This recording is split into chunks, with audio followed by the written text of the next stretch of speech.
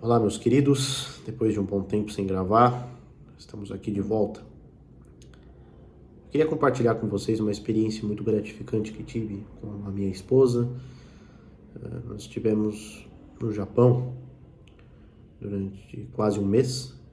Nós fomos no final de maio e passamos boa parte do mês de junho. Chegamos ao Brasil aqui no dia 26 de junho. Eu queria compartilhar com vocês a experiência com a ortodoxia no Japão. Foi muito gratificante. E só para vocês entenderem, a ortodoxia ela chega no Japão na segunda metade do século XIX com o santo que hoje veneramos, São Nicolau do Japão. Mas já existia ortodoxia propriamente dita, mas era apenas reservada aos russos, especialmente no corpo diplomático da embaixada russa no Japão. São Nicolau quis mais. São Nicolau, depois de ler sobre as missões na China, teve um forte desejo, ele que era um jovem padre recém-formado, ele tinha um forte desejo de pregar o evangelho a algum povo que ainda não conhecesse a ortodoxia. E aí, quando ele viu que a vaga de padre na embaixada russa no Japão estava vaga, ele viu que era a grande oportunidade de realizar este sonho. Ele trocou a vida que poderia ter em grandes centros acadêmicos do Patriarcado de Moscou para ser um missionário.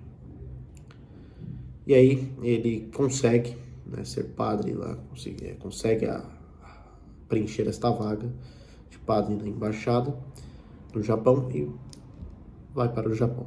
É uma viagem muito difícil e quisera Deus, a providência divina, que ele encontrasse um grande missionário, Santo Inocêncio do Alasca, missionário do Alasca. E Santo Inocêncio o inspirou, vivificou aquele desejo que ele tinha e deu um conselho para ele, que se ele quisesse ter sucesso com aquele novo povo, que ele primeiro focasse em aprender a língua. Aprender a língua, aprender como pensava o japonês. Então ele vai com este conselho, chega ao Japão, e ali inicialmente ele é encarregado dos papéis de um padre ali para a colônia russa. Mas São Nicolau sempre tem esse desejo, ele quer mais, ele está lá estudando a língua japonesa, estudando sobre o povo japonês, ele sente uma tristeza, uma dificuldade muito grande e pensa em desistir, porque ele vê que era muito difícil para ele sozinho ali, aquela missão. Se eu não me engano, acho que ele acaba encontrando, acho que ele tenta voltar, acaba encontrando Santo Inocêncio novamente, e Santo Inocêncio encoraja novamente. E aí ele volta mais vivificado para esta missão e começa a estudar a fundo, ele começa a ter diálogos com sacerdotes shintoístas, budistas, e começa a entender como é o pensamento filosófico, religioso do povo japonês, e também começa a aprender a língua japonesa. Ele demora 7 anos para aprender o japonês. E é curioso que o primeiro convertido de São Nicolau era justamente um japonês que não tinha nenhuma pretensão de se converter, que ia lá para a embaixada para testar São Nicolau.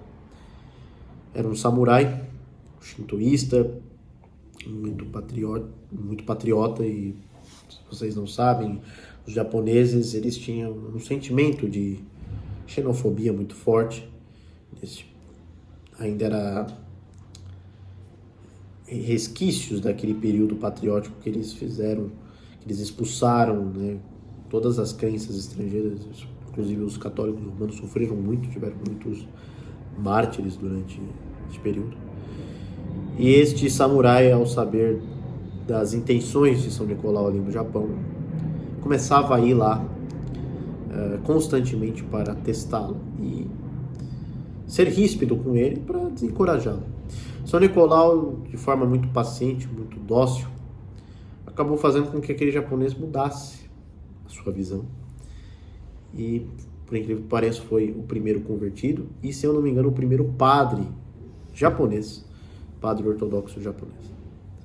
Então, a partir dali, São Nicolau começa a ter um grande sucesso, começa a ter uma grande missão. Infelizmente, a ortodoxia no Japão só não cresceu mais por conta da guerra sino-japonesa, da guerra russo-japonesa, no início do século XX, em que o Japão saiu vencedor. Aquilo provocou aquele sentimento patriótico no Japão, e xenofobia, e fez com que eles olhassem a ortodoxia como um elemento invasor, do próprio invasor que estava ali para tentar destruir a nação. Então, infelizmente, a ortodoxia deu uma travada nesse sentido. São Nicolau escreve, né, foi um período muito difícil para ele, para lidar com os fiéis. Alguns fiéis provocavam ele, enfim. Mas é isso. Mas mesmo assim, a ortodoxia, a missão ortodoxa no Japão teve muito êxito, né? São Nicolau conseguiu construir muitas igrejas, conseguiu fazer centros missionários, muitas traduções, tá? E conseguiu ensinar canto eslavônico para os japoneses, e inclusive um seminário que eles têm hoje em Tóquio, né? Bom, a nossa experiência lá no Japão foi muito legal. Nós visitamos 3 igrejas. A primeira foi em Kyoto, a Catedral da Anunciação, a Mãe de Deus, em Kyoto. Lá era a antiga sede da parte ocidental da Igreja Ortodoxa Japonesa. Só para vocês entenderem, a Igreja Ortodoxa Japonesa hoje é uma igreja autocéfala que recebe a sua autocefalia do Patriarcado de Moscou. E ela tem algumas divisões, e Kyoto era a parte ocidental. Kyoto, uma cidade importante, era a antiga capital imperial. Tem uma catedral muito bonita. Nós visitamos lá, e o que nos chamou a atenção foi o tratamento, né? Então, por Kyoto ser uma cidade grande, você tinha alguns estrangeiros ali, principalmente russos. Mas o Japão tem recebido muitos romenos também, né?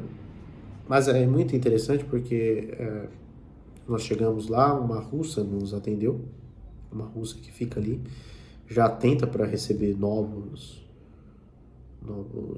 visitantes, e ela nos atendeu, né, falou inglês conosco, e ficou feliz de sermos ortodoxos do Brasil. Ela perguntou se a gente tinha feito a disciplina russa, né, a disciplina ortodoxa do jejum, que é para todos, mas a disciplina russa de se confessar sempre antes da Divina Liturgia ou antes da comunhão. E aí ela falou que a gente poderia se confessar na nossa língua natal, porque obviamente a confissão é para Deus. A confissão é para Deus, e o padre ali é testemunha da sua confissão. Então, independente se eles estiverem entendendo ou não, Deus entende. Então, ali eu me confessei e nós comungamos, e foi muito interessante porque tudo muito adaptado, né? Então, o canto muito bem adaptado no japonês, uma celebração digna. Então, ali ela também nos recebeu dando um jornal, tipo um jornalzinho, falando da história da ortodoxia, da ortodoxia no geral, da ortodoxia no Japão e sobre a história daquela catedral em questão. E neste jornal tem um ícone de Santo Andrônico de Perm. Santo Andrônico de Perm foi o primeiro bispo ali da parte ocidental ali em Kyoto, bispo auxiliar. Ele acabou não ficando muito tempo, ele ficou 6 meses, devido a problemas de saúde, ele teve que voltar à Rússia. Voltando à Rússia, depois, um pouco tempo depois, estourou a Revolução Bolchevique e ele foi mártir, né? Testemunhou a verdade de Cristo e a verdade da ortodoxia nas mãos, né, sob a tirania comunista. Então, Santo Andrônico de Perm é muito venerado lá, inclusive a festa de Santo Andrônico eles comemoram as vésperas. Os japoneses fazem a celebração das vésperas, né, no sábado, vigília, e no outro dia a Divina Liturgia, né, conforme o costume russo de rezar as orações pré-comunhão, para preparação para a comunhão, e depois da comunhão, da liturgia, fazer as orações de agradecimento da comunhão. Então tivemos ali uma experiência muito gratificante em Kyoto, né? O padre é o arcipreste Paulo,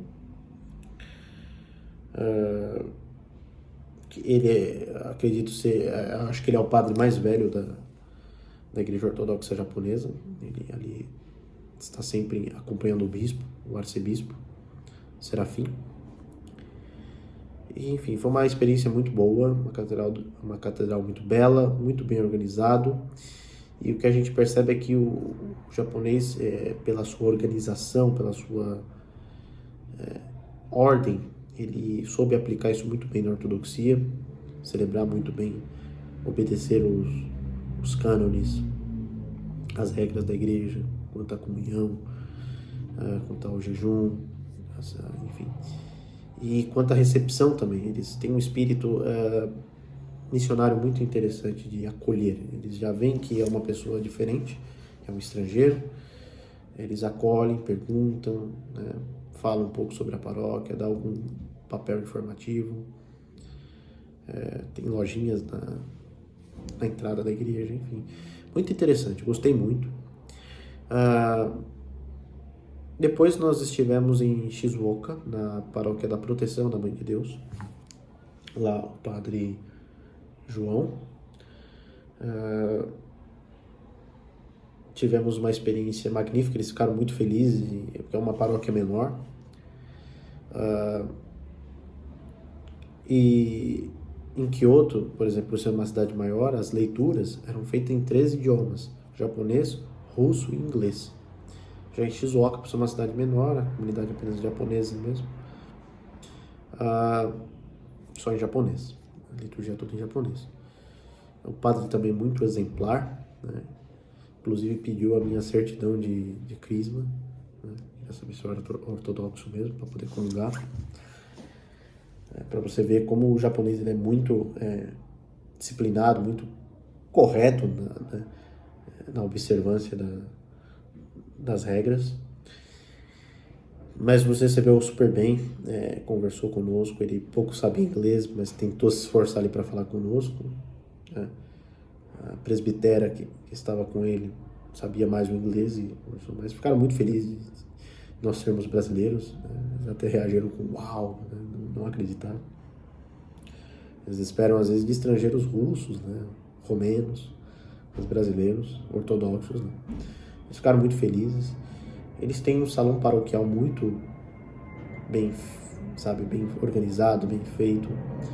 O senhor depois nos entregou um papel plastificado com os ícones ali, a iconostase, e os ícones em kanji, o nome dos ícones em kanji, muito interessante, né?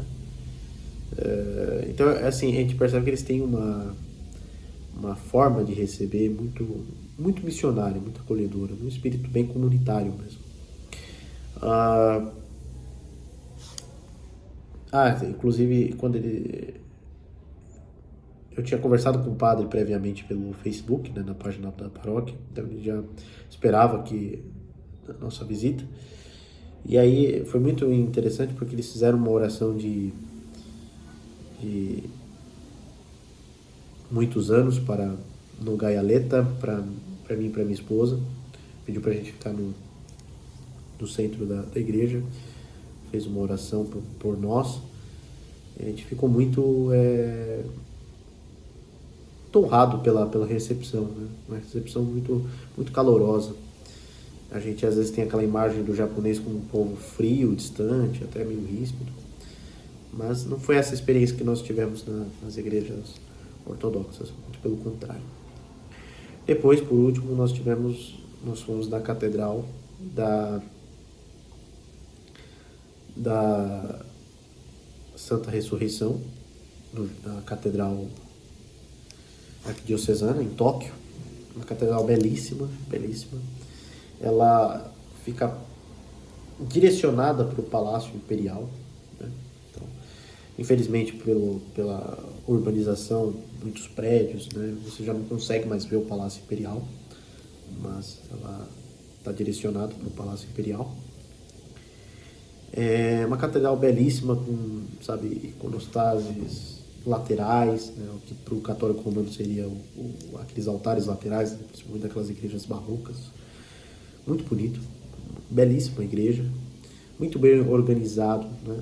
Muitos romenos, russos, mas também japoneses, isso é a sua maioria. Uma liturgia belíssima. Ali, por ser uma catedral, obviamente a recepção é mais distante, né? Obviamente, uma coisa mais cheia, enfim. Mas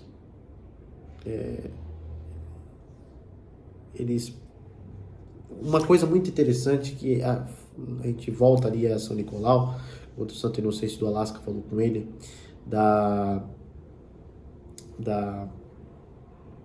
de aprender o idioma.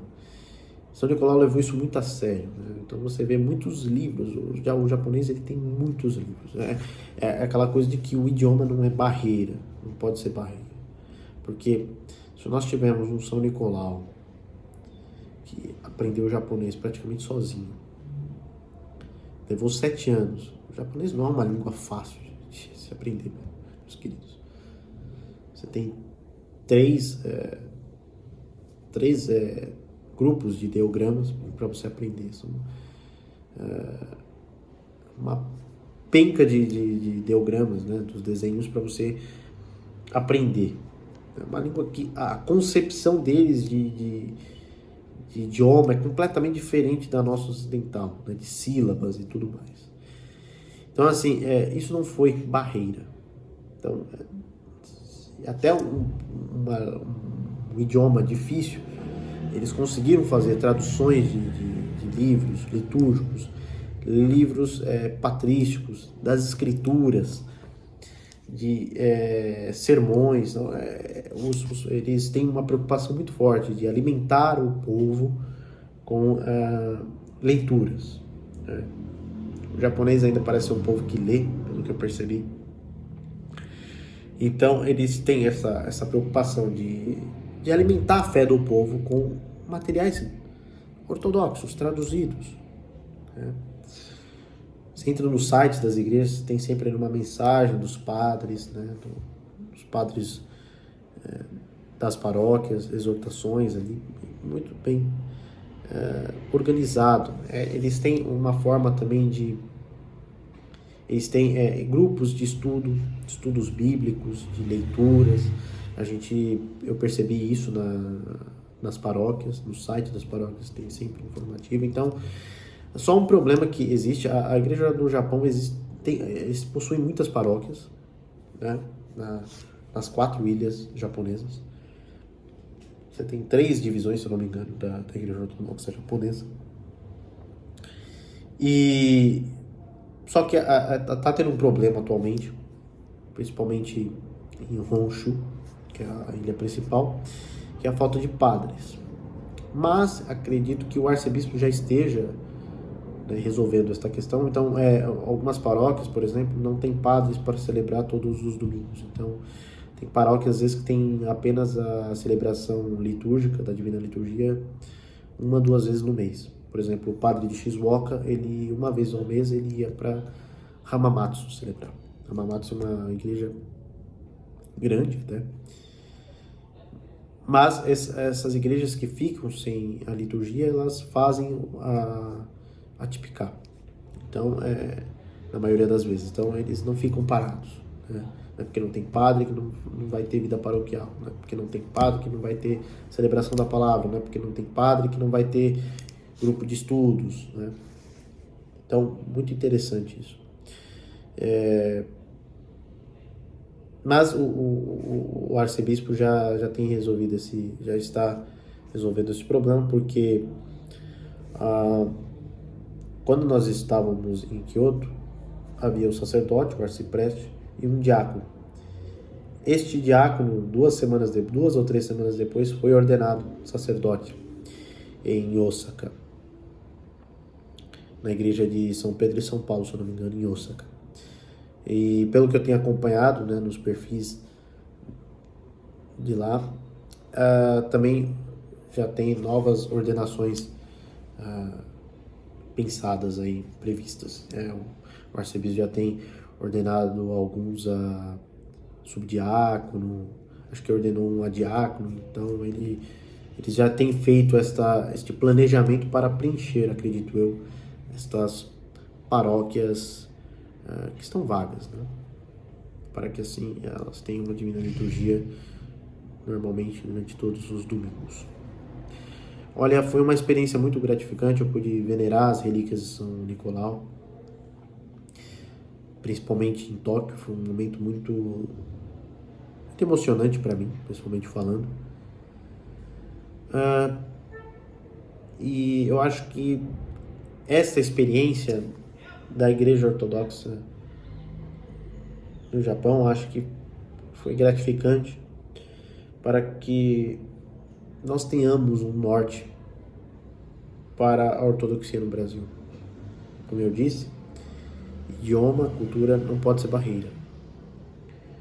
Porque, obviamente, a Igreja Ortodoxa hoje ela não faz parte do cotidiano japonês.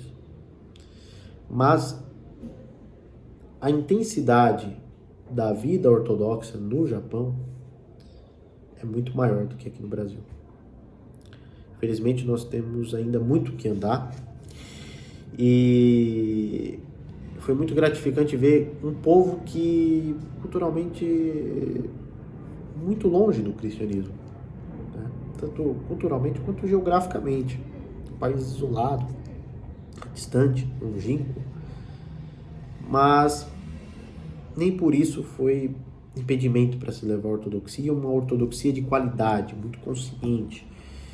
Então a gente ficou muito feliz, eu fiquei muito feliz de ter tido essa experiência, de ver que é possível fazer missões, é possível levar uma ortodoxia de qualidade, mas para isso precisamos de empenho, de amor pelo Evangelho e, antes de tudo, de humildade e santidade. Sem santidade nós não vamos. A gente não pode ser missionários de ego. Então, querer expandir muito mais por vaidade nossa do que por amor ao Evangelho. Não. Nossa missão não será frutífera. E vendo como a coisa ocorreu no Japão, é um bálsamo de esperança, de motivação, de determinação para podermos fazer muito mais aqui no Brasil. Eu acho que, como eu disse, a ortodoxia não faz parte do cotidiano do japonês, não é uma religião popular no Japão. Porém, eles têm uma qualidade muito, muito forte, né? Tem uma pujança e até um potencial de crescer mais. E espero que eles cresçam ainda mais. Mas eu acho que a gente tem muito que aprender com eles, porque a qualidade da ortodoxia deles serve de lição para nós. Porque eu acho que a gente ir para a Rússia, ir à Romênia, ir à Grécia, até o próprio Oriente Médio, são exemplos muito vivificantes para nós, mas não tem como comparar uma Grécia com o Brasil. A Grécia é historicamente ortodoxa, a Rússia nem se fala também, o Oriente Médio também, né? Líbano, Síria, né? Mesmo com o advento do Islã, a ortodoxia é muito forte lá. Então não tem como a gente comparar. São exemplos que vivificam para nós, obviamente, as missões aqui. Porém, quando nós olhamos o Japão e vemos que é um país que é muito mais difícil ser ortodoxo lá do que ser ortodoxo aqui no Brasil. E mesmo assim, eles são e com qualidade. Fizeram uma missão com qualidade. Então, a gente tem que pegar esses exemplos, né? Japão, o próprio Estados Unidos, para nós nos fortalecermos, né? Aprendendo com quem fez, né, bem feito, com quem fez com humildade e, antes de tudo, aprendermos o exemplo de santidade, de humildade, de empenho missionário de São Nicolau do Japão, destes grandes missionários, né, do venerável Efrem do Arizona, Santo Inocêncio do Alasca, né, Alexis Toth, né, São Nicolau do Japão e muitos outros que tiveram motivação de sobra para levar a ortodoxia, porque com a sua humildade foram agraciados pelo Espírito Santo por esta motivação sobrenatural e este empenho missionário. Então, eu acho que isso foi o mais gratificante, de poder venerar as relíquias de São Nicolau, de poder ver aquela ortodoxia japonesa, aquele povo ortodoxo muito receptivo, muito consciente de sua fé, e que fique de lição para nós aqui no Brasil. E se vocês um dia puderem visitar o Japão, visitem as igrejas ortodoxas de lá, visitem, vale muito a pena, tá bom? Fiquem todos com Deus e nas intercessões da Mãe de Deus. Até mais.